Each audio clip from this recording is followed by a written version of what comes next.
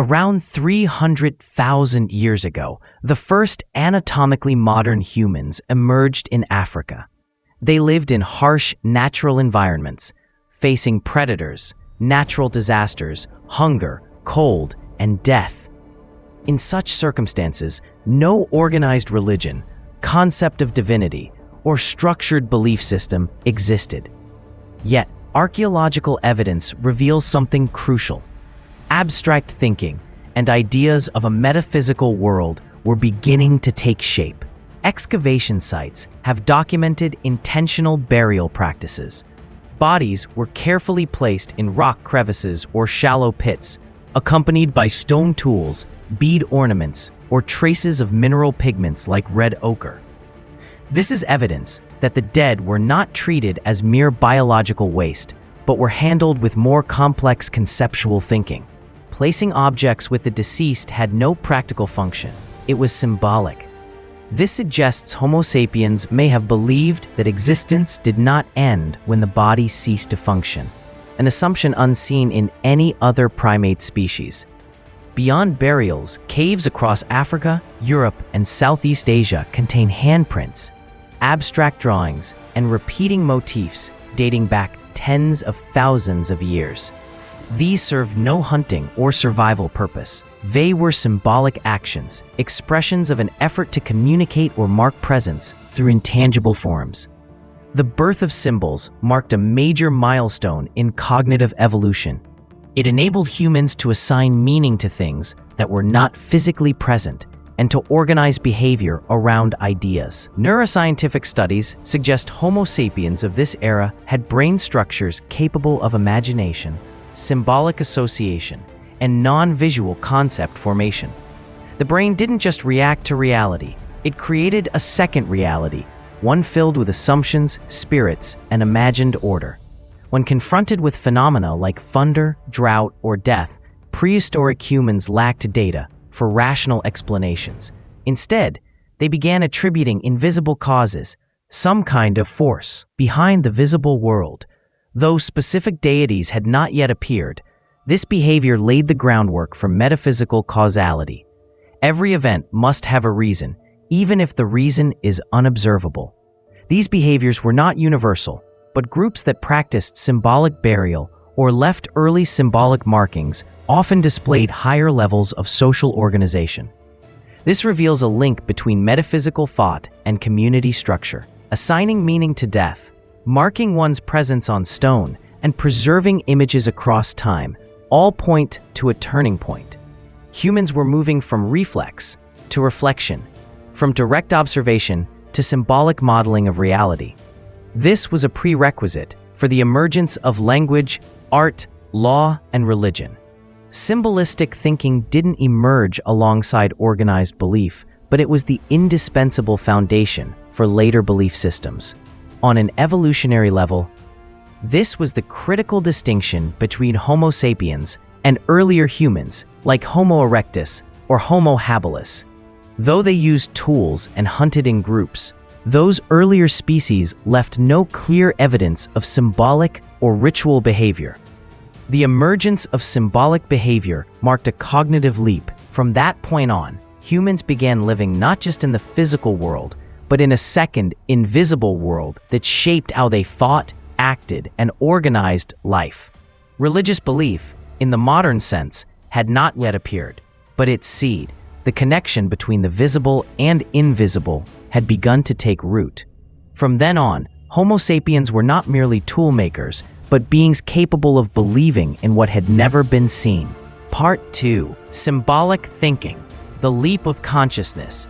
The ability to create and comprehend symbols is the key distinction between Homo sapiens and all other human species. This is not a biological trait. It is a cognitive leap. Animals can communicate, remember, and use tools, but only modern humans can think abstractly, imagine what does not yet exist, and assign meaning to symbols. Symbolic thinking arose when Homo sapiens not only observed the world, but began to represent it through mental images, then recreated those images on stone, wood, bone, or skin. A hand painted on a cave wall was more than a physical imprint. It was a declaration of identity. I exist. I am a conscious being. In Hohenstein-Städel Cave in Germany, archaeologists discovered a 35,000-year-old figurine with the body of a human and the head of a lion. No one had ever seen such a creature in real life. That artwork could only be made by a mind capable of imagination, synthesis, and abstraction. This was when humans began to divide reality into two levels: physical reality, what can be seen, touched, measured; symbolic reality, what exists only in perception, imagination, or representation. Symbolic thinking enabled concepts that could not be seen: soul, destiny, rules, ancestry, and later, gods. Once humans could imagine a non-existent creature, they could also imagine invisible forces behind nature.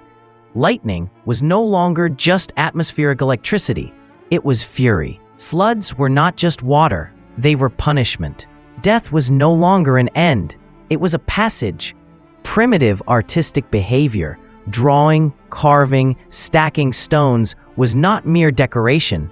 It was a cognitive tool to organize perception, convey the unspeakable, and share abstraction with others. Symbolic thought also underpinned ritual.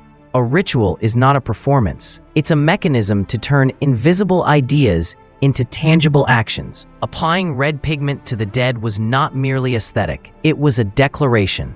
This individual was more than flesh.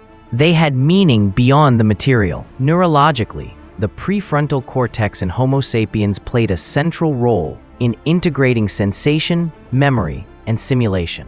This region enabled humans not just to respond to the present, but to recreate the past and anticipate the future, essential for both symbols and belief. Symbolic thinking paved the way for three core elements of civilization: intangible traditions, values, rules, beliefs passed on without physical artifacts; abstract social structures, leadership, hierarchy, taboos, duties based on unseen principles; collective belief, agreement on things never seen, sacred ancestors, guardian spirits, or afterlives. Without symbolic thinking, there can be no belief, and without belief, no religion.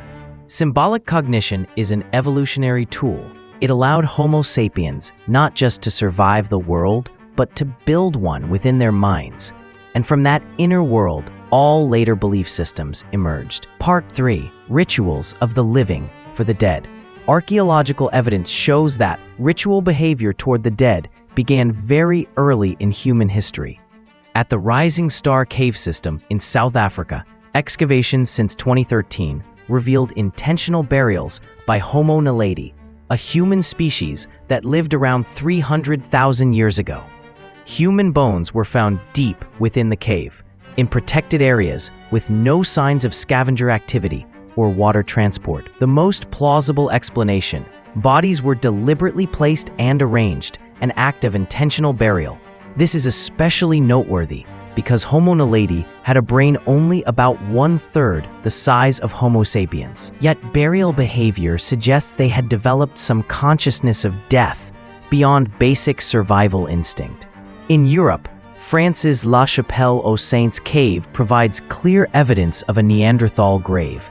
A complete skeleton lying in a dug pit accompanied by tools and animal bones. No signs of animal disturbance. No broken bones from collapse. This arrangement wasn't for hygiene or food storage, it was ritual. At Blombos Cave in South Africa, there are traces of beads, engraved bones, and red ochre, all located near suspected grave sites. Red ochre appears repeatedly across prehistoric cultures, believed to symbolize blood, life, or transition to another state of being. Many sites also show burial goods, tools, special stones, flowers, shell beads, or even food. This suggests prehistoric people treated the dead as if they still existed in some form. Equipping them with items had no practical use, but immense symbolic value. Ritual is a cognitive mechanism. It allows humans to define death not as an end, but as a transformation, rather than passively witnessing decomposition. The living actively intervene in the farewell process through action, symbols, and offerings.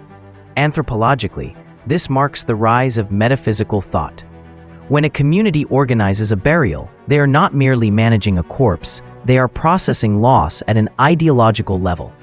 There is no evidence these rituals were linked to gods at that early stage, but they reflect a core belief that the dead do not simply disappear, that they can still influence the living through memory, symbols, or a form of invisible presence. This belief was unnamed, unsystematized, but it was powerful enough to shape behavior.